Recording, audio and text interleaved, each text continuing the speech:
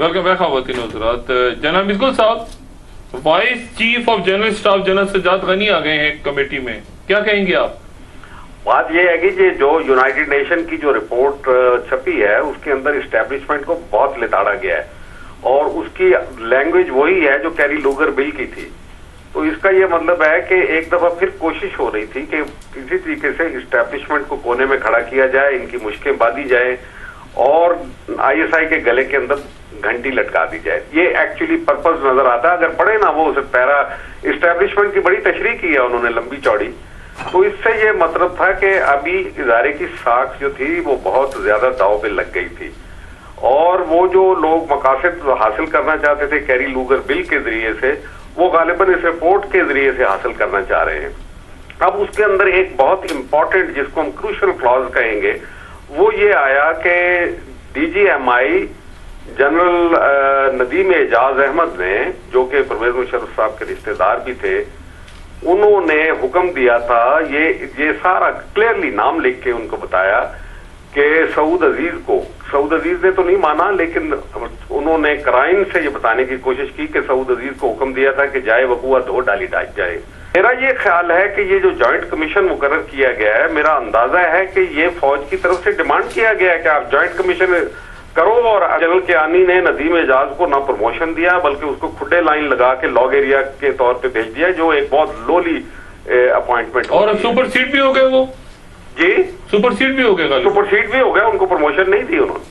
अब रह गया दो चीजें, क्या उन्होंने परवेज मुशर्रफ से ऑर्डर लिए?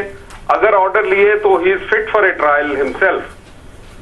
तो और साथ ही परवेज मुशर्रफ ने अगर ये ऑर्डर दिए तो परवेज मुशर्रफ साहब को फिर उसके बाद इसके अंदर कत्ल का जिम्मेदार समझा जाएगा। इनके ऐसे नहीं, वाल साहब के कोलीग्स भी तो है ना उसमें आप कुछ नहीं बोल रहे। अच्छा, दूसरी बात ये है, आपके कोलीग्स के नाम भी तो आ रहे हैं, पार्लियामेंटरीज के नाम भी तो आ रहे हैं। नवाज शरीफ को जुमला कहाँ गया है? रहमान मलिक झूठों का आईजी है। हम पहले दिन से इस बात का मुतालबा कर रहे थे कि इसकी अंदरून मुल्क आजाद अदलिया के जरिए तहकीकात हो रही है। सर मेरी बात सुनिए, वो कहाँ गए जुमले? ये नहीं देखे ना, देखिए एक लोगों में तासुर है कि जब जरूरत पड़ती है। आप मुझे बताइए आप चाहते क्या है? आप चाहते क्या है कि इस मुल्क के अंदर? मैं समझना चाह रहा हूँ कि कौन सा बटन है जो अचानक ये कहलवाता है आपसे कि जरदारी सबसे बड़ा खतरा है? हमने एनआरओ के लिए काम किया। देखिए ना, वो जब इशू पैदा होता है इससे जाहिर ये होता है कि हमारी लड़ाई शख्सियात से नहीं है। जब कोई शख्सियात रेड लाइन क्रॉस करेगी, जब भी कोई रेड लाइन क्रॉस करेगा, हमने उसका मुहासबा किया है। अगर वो लाइंस के अंदर खेलेंगे हमारी कोई लड़ाई नहीं है। मैं आपसे ये कहना चाहता हूँ डॉक्टर साहब, देखिए मुल्क को जो चैलेंजेस है, एक आम आदमी, एक मिनट मेरी बात, 18वीं तरमीम हो गई ना, अब खुदा के लिए एक अमन सुकून से जो हम आगे चले हैं, अब आप नए तनाज़े पैदा करके चाहते हैं कि लोड शेडिंग का मसला हल करने की बजाय, गुर्बत खत्म करने की बजाय, महंगाई खत्म करने की बजाय एक नए मसले में हम लग जाएंगे, अदलिया और पार्लियामेंट का लड़ाई शुरू हो गई। इसलिए बजाय इसके कि इन आईनी जंगों को के लिए बंद करें। बाबर रहमान साहब, रहमान मलिक साहब, जमशेद दस्ती साहब और आपके जो जाली डिग्रीज वाले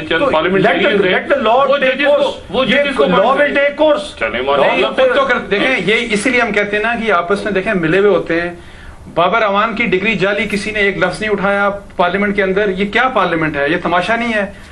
ये डिसक्वालिफाइड हैं। ये जो रहमान मलिक साहब हैं, जिनका बड़ा क्लियरली इस कमीशन में रिफ्लेक्टेड है, इनको भी पूछा जाना चाहिए। कोई नहीं पूछ रहा ना। ये कह रहे हैं एक मिनट, किसी को डिस्क्वालीफाई नहीं कर सकते। सुनिए हम क्यों रिट करें भाई? बात सुने डॉक्टर साहब, सुने वोट कर सकते हैं। नहीं, गलत कह रहे हैं आप, गलत कह रहे हैं। डॉक्टर साहब सुनिएगा, नहीं डॉक्टर साहब सुनिएगा, उनको डिसमिस किया। हमने तो उस झूठ को सच करके दिखाया ना, उस झूठ को हमने सच करके दिखाया कि अदलिया को बहाल कराया। जो गवर्नर राज लगाया गया था लॉन्ग मार्च को रोकने के लिए, अपनी जान को हथेली पे रख के हमने उसे कामयाब किया और उस मकसद को हासिल किया।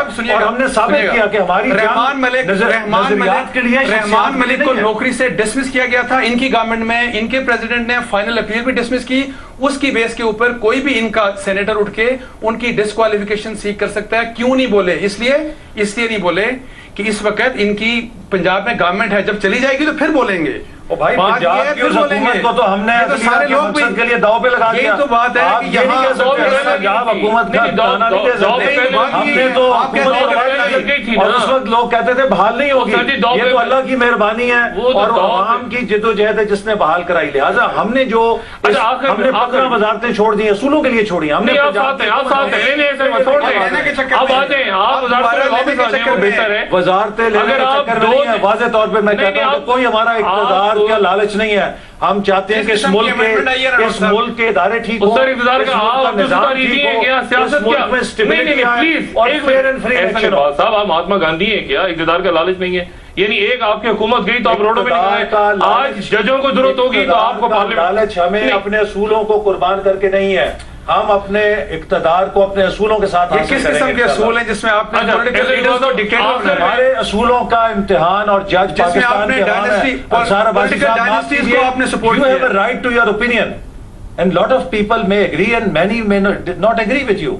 ہماری سیاست کا امتحان ابھی آپ جیسے جو دانشور کہتے تھے ہماری ضمانتیں ضبط ہوں گی اور عمران خان صاحب آ کے اپنی تھیوریاں دیتے تھے. آپ نے دیکھا بائی الیکشنز کے اندر کیا ہوا. پاکستان کی عوام نے ہماری سیاست کو دوبارہ انڈورس کیا. ہماری عوام نے انڈورس کیا. دیکھیے ہم نے تو کبھی نہیں کہا. کب کہا ہے جرنلسٹ کی سیاست ہو سکتی ہے کہ روز سرخیاں نکلیں, روز گیم مار پٹائی ہو. یہاں پر ہم ایز پولیٹیشین اس ملک کی مستقبل کے لیے دیکھیں, ان کی زبان, ان کے وفاق کو دیکھیں, ان کی زبان کیا بات ہے, کیا بات ہے, کیا بات ہے,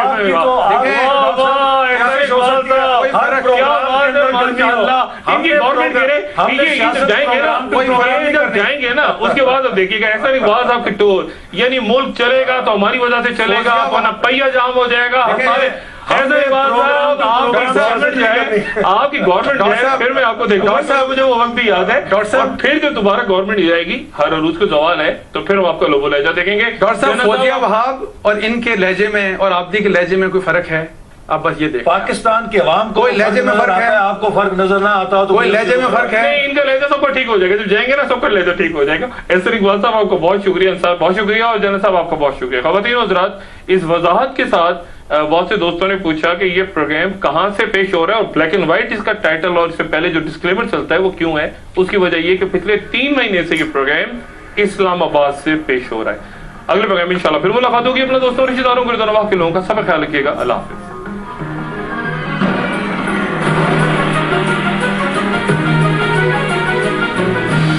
ہم پاکستان کو اکٹھے مل کے پاکستان کی خدمت کریں گے. ہماری بھی ماشاءاللہ ایک بڑی پارٹی ہے. میں نے ان سے کسی قسم کا عہدہ نہیں مانگا. یہ ہمارا یہ ٹارگٹ ہے, اور وہ ٹارگٹ کیا ہے جو آج بھی ہمارے منشور میں لکھا ہوا ہے, جو آج بھی پیپلز پارٹی کے منشور میں لکھا ہوا ہے. یہ بیٹنگ کر رہے ہیں, ہم بولنگ کر رہے ہیں. اچھی بیٹنگ اچھی بولنگ ہونی چاہیے تاکہ عوام انجوائے کرے. میں تو سمجھتا ہوں کہ آج کے دن اس وقت مجھے کہیں سے کوئی خطرہ جمہوریت کو نظر نہیں آتا. جتنا خطرہ آج مجھے زرداری صاحب کے ہاتھوں سے جمہوریت کو درپیش ہوتا ہوا نظر آ رہا ہے, اس سے پہلے میں نے کبھی نہیں ایسا سوچا تھا. میں یہ کہہ رہا ہوں کہ اگر سکے تو کر لیں, تو میں صبر کر رہا ہوں. منشور میں ہمارا خیال رکھیے گا. اللہ حافظ.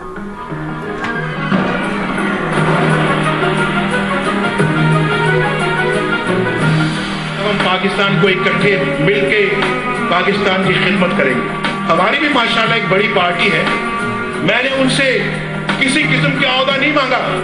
یہ ہمارا یہ ٹارگٹ ہے, اور وہ ٹارگٹ کیا ہے جو آج بھی ہمارے منشور میں لکھا ہوا ہے, جو آج بھی پیپلز پارٹی کے منشور میں لکھا ہوا ہے. یہ بیٹنگ کر رہے ہیں, ہم بولنگ کر رہے ہیں. اچھی بیٹنگ اچھی بولنگ ہونی چاہیے تاکہ عوام انجوائے کرے.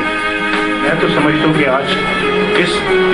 آج کے دن اس وقت مجھے کہیں سے کوئی خطرہ جمہوریت کو نظر نہیں آتا. جتنا خطرہ آج مجھے زرداری صاحب کے ہاتھوں سے جمہوریت کو درپیش ہوتا ہوا نظر آ رہا ہے, اس سے پہلے میں نے کبھی نہیں ایسا سوچا تھا.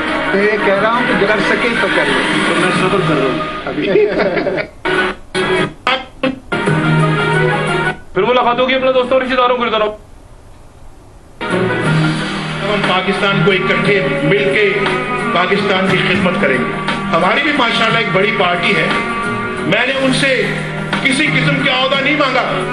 یہ ہمارا ये टारगेट है, और वो टारगेट क्या है जो आज भी हमारे मंशूर में लिखा हुआ है, जो आज भी पीपल्स पार्टी के मंशूर में लिखा हुआ है। ये बैटिंग कर रहे हैं, हम बॉलिंग कर रहे हैं, अच्छी बैटिंग अच्छी बॉलिंग होनी चाहिए ताकि आवाम एंजॉय करे।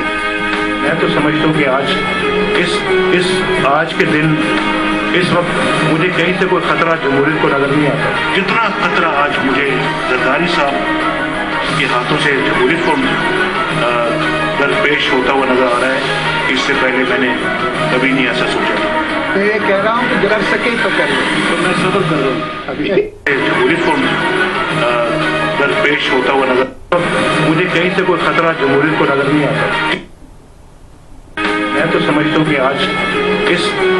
आज के दिन इस वक्त मुझे कहीं से कोई खतरा जमहूरियत को नजर नहीं आता। जितना खतरा आज मुझे जरदारी साहब के हाथों से जमहूरियत को दरपेश होता हुआ नजर आ रहा है, इससे पहले मैंने कभी नहीं ऐसा सोचा। मैं ये कह रहा हूँ कि अगर सके तो कर लो। तो मैं सबर कर रहा हूँ अभी